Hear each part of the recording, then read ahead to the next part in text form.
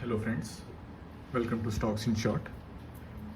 जैसे पिछली वीडियो में मैंने बात की थी कि मैं एक सीरीज शुरू करने की सोच रहा हूँ जिसमें मैं स्विंग ट्रेडिंग के बारे में डिस्कस करूँगा। तो आइए शुरू करते हैं।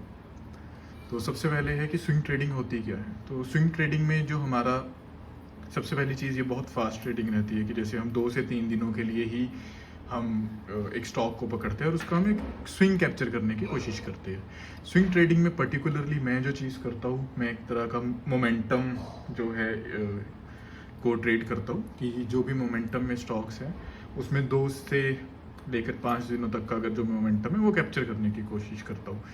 तो मोमेंटम बर्स्ट आप बात कर सकते हैं या सिंपल एक चलता हुए स्टॉक में चढ़कर और उसमें जो भी नेक्स्ट लेग है उसको उससे प्रॉफिट करने की कोशिश। तो ये है। अगर हम ज़्यादा, मैं थ्योरी की बात नहीं करूँगा कि क्या चीज़ क्या रहती है, मैं ज़्यादा आपको एग्जांपल शो कर एक्सप्लेन करने की कोशिश करूँगा कि स्विंग ट्रेडिंग में क्या, जैसे सपोज अब कल हमने बात की थी, कभी कभी क्या होता है जो मार्केट होती है वो इतनी कंड्यूसिव नहीं होती। वो जैसे यहाँ पे हमने बात की, अब जैसे आज मैं वीडियो बना रहा हूँ तो अभी मार्केट बंद है। कल सपोज मार्केट खुलती है, यहाँ से कुछ भी होता है, जैसे या इससे पुरानी अगर हम बात करें जो इतना ही मार्केट चला, 4% चला, या यहाँ से लेकर यहाँ तक मार्केट चला 3%, उसमें भी कुछ 5 दिन चला, यहाँ पे आई थिंक 15 डेज चला, या यहाँ पे अगर मार्केट चला कुछ 7 से 8 दिन मार्केट जो चला, 11 दिन जो मार्केट चला।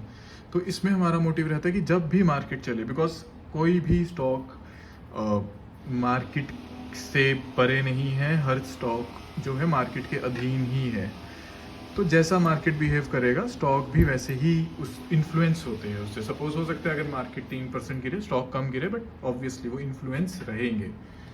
तो अगर मैं बात करूँ यहाँ पर, तो जैसे E2E की अगर मैं एग्जांपल से आपको समझाऊँ, तो मैं क्या चीज़ करता हूँ, मतलब एक आपका जो है स्विंग है पहले, ठीक है, इसको मैं बंद कर देता हूँ, हमें इन मूविंग एवरेजेस की ज़रूरत नहीं है।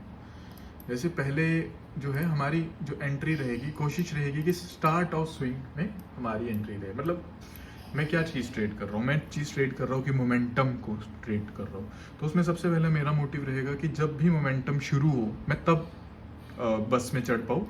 बिकॉज मुझे पता है कि ये जो बस है ये 3 से 5 दिनों के बीच में मुझे इससे उतरना है। तो 3 से 5 दिनों के बीच जो मुझे इसमें उतरना है, तो मैं कोशिश करूँगा कि मैं शुरुआत में चढ़ूँ, ताकि मेरा सबसे पहली बात स्टॉप लॉस बहुत छोटा हो, बिकॉज इसमें चर्न बहुत ज़्यादा रहता है। स्टॉप लॉस छोटा हो ताकि अगर मैं गलत हूँ तो मैं छोटा पैसा खोऊँ, और अगर मैं सही हो जाऊँ तो मैं एक अच्छा स्विंग को राइड कर सकूँ।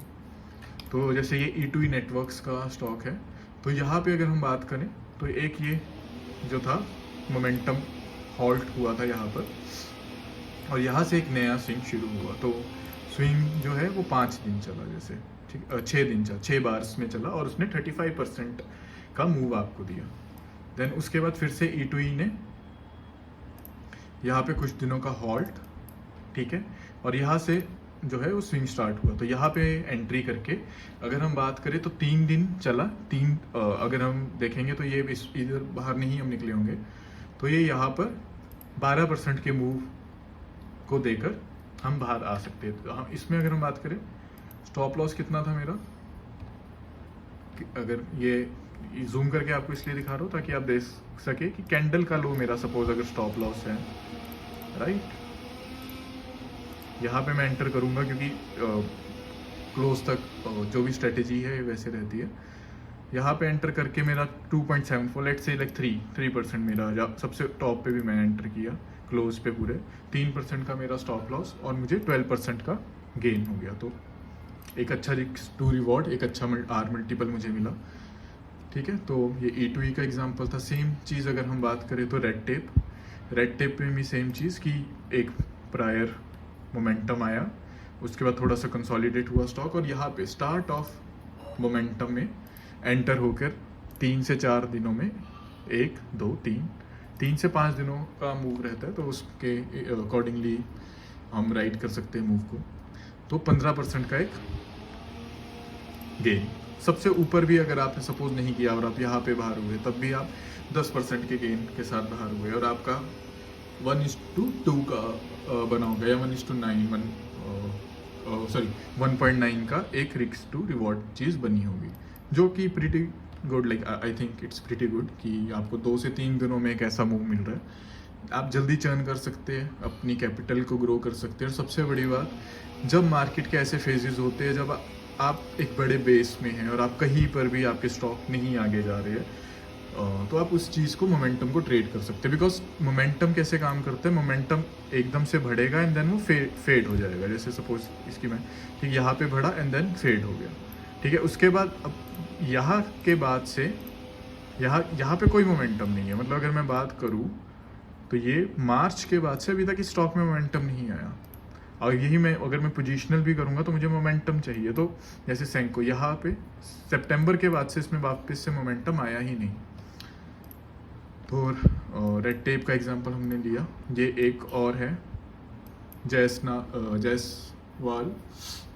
यहाँ पे अगर हम देखें तो एक प्रायर मूव था, उसके बाद उस मूव ने थोड़ा सा रिट्रेसमेंट ली, हॉल्ट किया और यहाँ से हमारा मोमेंटम फेज फिर से नेक्स्ट लेग स्टार्ट हुई। तो यहाँ से लेकर यहाँ तक अगर हम बात करें तो 19 से 20% का मूव और स्टॉप लॉस 3%। तो 1:6 का आपको रिवॉर्ड, 6 आर का रिवॉर्ड आपको मिला। तो ये चीज़ होती है मोमेंटम। मोमेंटम बस्ट बोल लीजिए या स्विंग ट्रेडिंग इसको कहते हैं। आगे मेरी कोशिश रहेगी कि जितने भी, क्योंकि हम रिसेंट एग्जांपल, जो भी रिसेंट एग्जांपल मुझे मिलेंगे अकॉर्डिंग टू मार्केट, वो भी मैं आपके साथ शेयर करूंगा। एंड इवन मैं एक पुराने जो भी हम चार्ट्स होते हैं जिसको हम डीप डाइव बोलते हैं या बैक टेस्ट बोलते हैं, एक वो भी मैं आपके साथ रोज 2 से 3 स्टॉक्स शेयर करूंगा कि कैसे एक स्टॉक ऊपर जाता है और कैसे वो आपको चांसेस देता है। स्टॉप लॉस भी करेगा ऑब्वियसली, ऐसे स्टॉक स्टॉप लॉस भी करेंगे, बट कैसे वो आपको चांसेस देता है कि आप उसमें एंटर हो सकें और उस मूव को कैसे कैप्चर कर सकते हैं। तो ठीक है, थैंक यू वेरी मच।